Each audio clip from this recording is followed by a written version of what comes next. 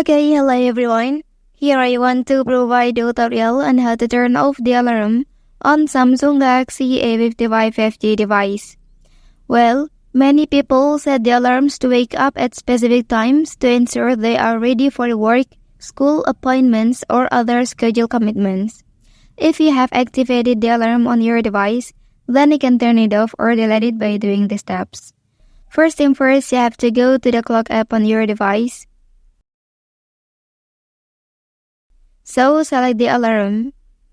Okay, and here you can turn off the active alarm by pressing this button. Well, next you can also delete it by pressing the three dots here. Then select edit option. So you can choose the alarm you want to delete.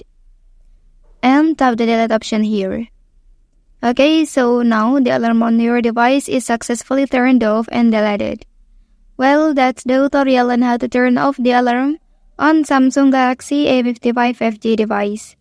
If you are helped by this video, don't forget to like and subscribe to get other information from this channel. Thank you.